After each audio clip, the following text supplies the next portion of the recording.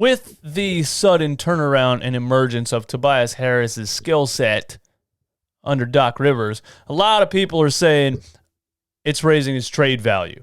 You know, because we thought we couldn't trade Tobias before because of the contract and the fact that he was underperforming, but now he's performing, and people are saying it's raising his trade value. So the question is, would you trade him, and who would you trade him for? You already know who I would trade him for.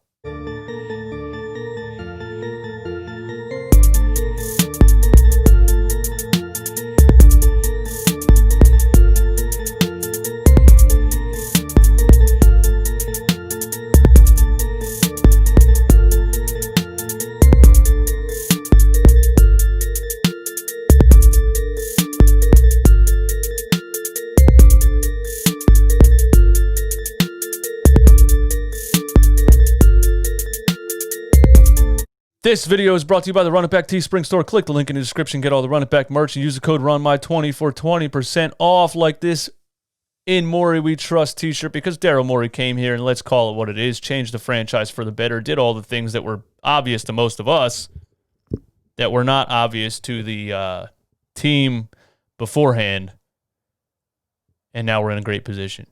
Also, buymeacoffee.com. You know, I love coffee and I love sports talk. I'll give you sports talk. If you would like to show your appreciation for this daily sports talk, you can do so by buying me a coffee. Buymeacoffee.com/runitback. Thank you to Get Stuff Jersey for the $25 worth of coffee. That's what's up, my man. I appreciate that. And thank you to Jake Epstein for the coffee donation. Also, buymeacoffee.com/runitback. What is good, people? DJ Eastwood here. This is Run It Back. Hit the subscribe button if you're new. 50% of these people don't watch. 50% of these people that watch these videos are not subscribed. I think that's very rude. I'll give you these podcast episodes every single day. I want my subscription. Hit the like button if you like the truth. Hit the dislike button if you're a fraud. Let's get into it. First of all, let's just watch this video. Zach LaVine last night against the Portland Trailblazers with 18 seconds on the clock, up by 1, goes for the dagger. And you can feel free to go ahead and tell me if Tobias Harris can do this. Here's LaVine. 9 to shoot. Late on the clock. LaVine a 3. Oh, stop it. Stop it. LaVine. Bring it back one more time. Here's LaVine. 9 to shoot. Late on the clock. LaVine a 3. Oh, stop it. Stop it. Can Tobias Harris do that? Because there's some people out there telling me that they wouldn't trade Tobias Harris for Zach LaVine. There's some people out there saying, what's the hype on Zach LaVine? There's some people out there telling me Zach LaVine is not that great. You're not going to have to give up much to get him, all this kind of stuff. I don't know why this guy is so underrated. I've been saying it for a long time. This dude's an absolute stud, all right, at 25 years old.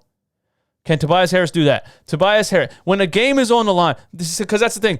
I love the balance of this team, right? And I love the way that it's looking so far, right? And I love the inside-out game, giving the ball to Joel, either going one-on-one or passing out of a double team, all the shooters around. I love that. But people bring up a good point that when it comes down to the playoffs and the game slows down and we're in half-court sets and we're in a close game down to the end of the fourth quarter, do we have that one player that we can give the ball to and say, hey, go win the game? Do we have that player? You know, that Jimmy Butler that won a couple games for us, a couple buzzer beaters when he was here. That player that can take the ball and make something happen and win a game for you. Do we have that player? Is it Tobias Harris? Is Tobias Harris the guy you give to in a one-point game and say, Tobias, go get a bucket? Go one-on-one and hit a step-back 3 to ice to put the dagger in this team? Is Tobias Harris that guy? I'm loving the way Tobias Harris is playing, but he ain't no Zach LaVine. And then when you take into consideration the other things I'm about to talk about, he's definitely no Zach LaVine. Let me get to the right folder here. All right, so first of all, you got to look at their salaries, right? Because the reason we thought we couldn't trade Tobias was because of his salary is so outrageous. And the reason that Zach LaVine would fit so much better on this team is partially his salary, right? And the Bulls have said they don't plan on trading Zach LaVine.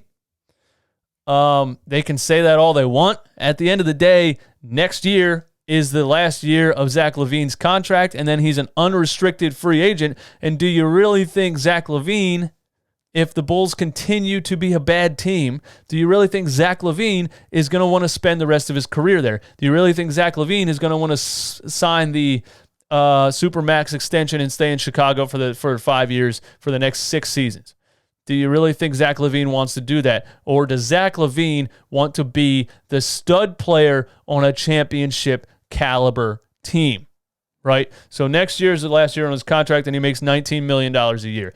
That $19 million, a lot more manageable than Tobias Harris's contract, which is, try not to vomit or stab yourself in the eye when you look at this.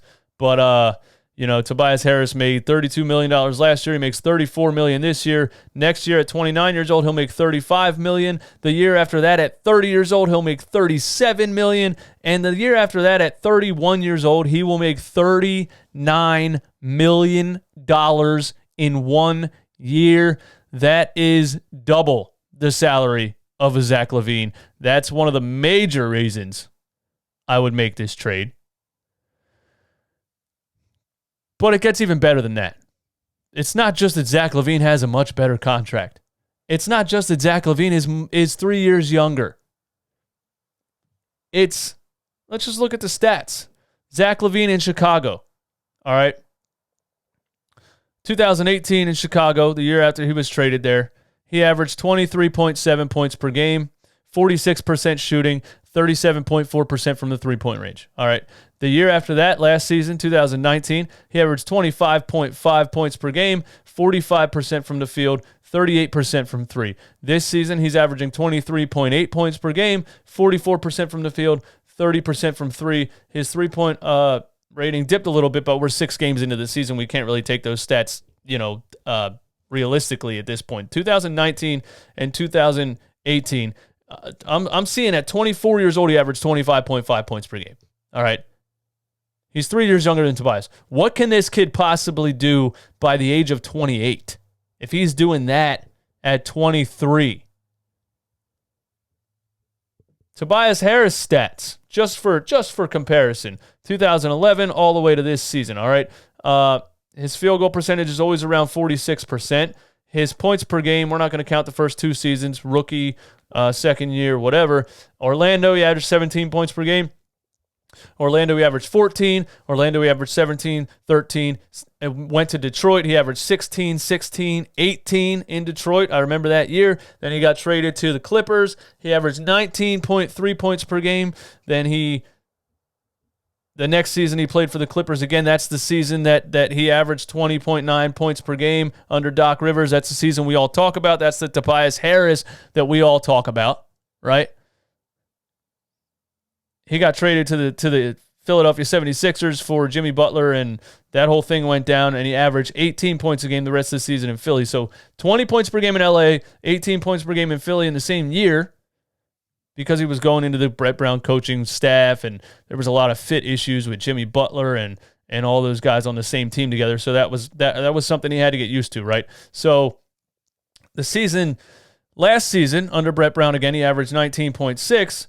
And this season, he's averaging 19.3. Now, we love the fact that he's up around 19 points per game, right? We love that out of Tobias Harris. And the reason we love that so much is because he's being paid like a max player. And he was performing way under the expectations, okay?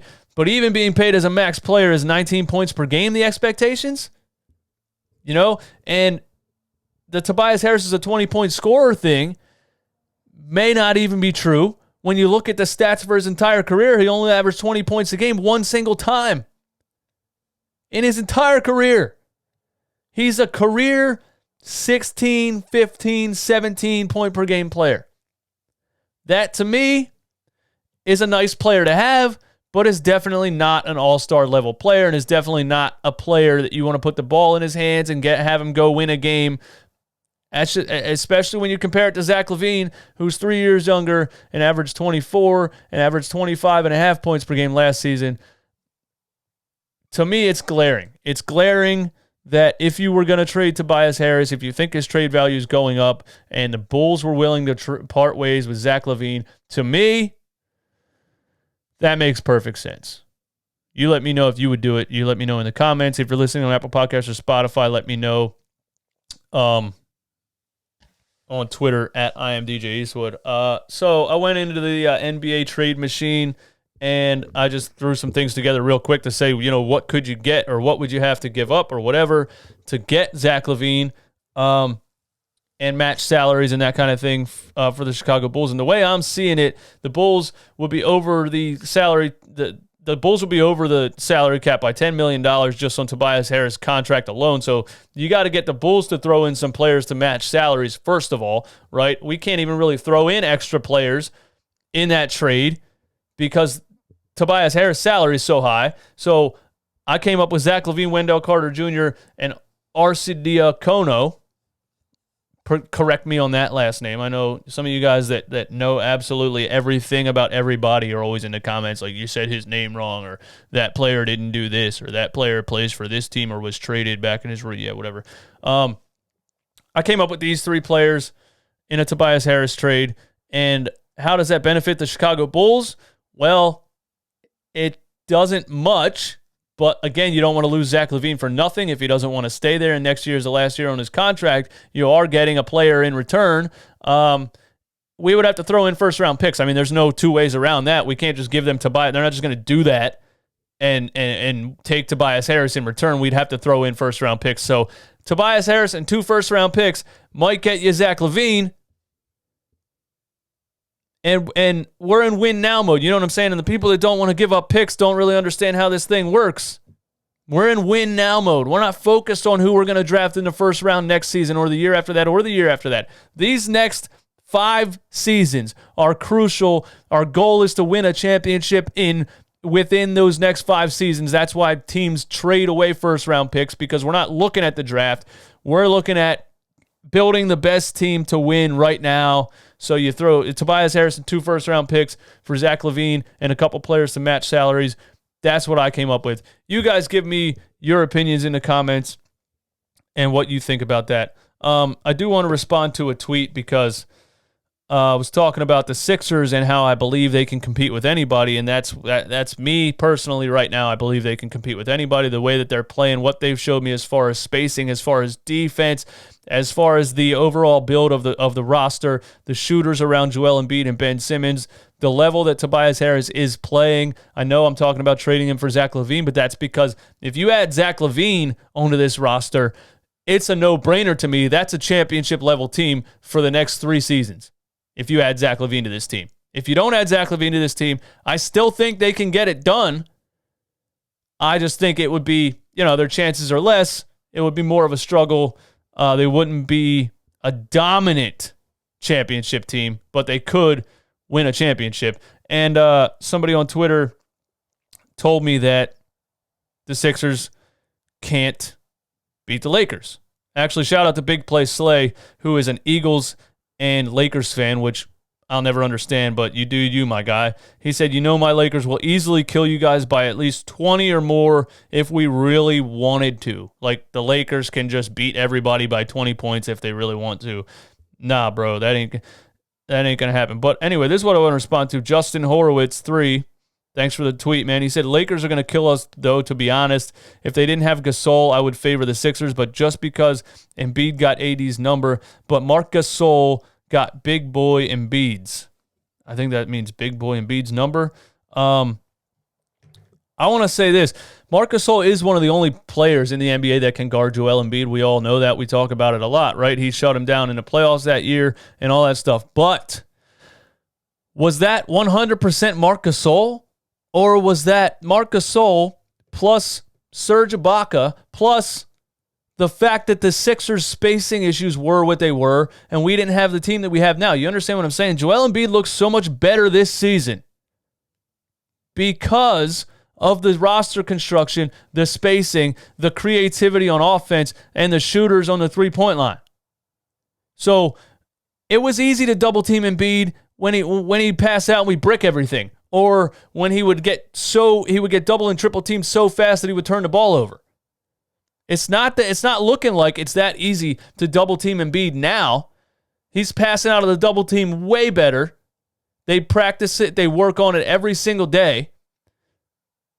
So I don't think Marc Gasol would have as much success against Embiid now as he did then, especially being 2 years older. Marc Gasol is, what is he, 32 years old? But also, we dump the ball down to Embiid.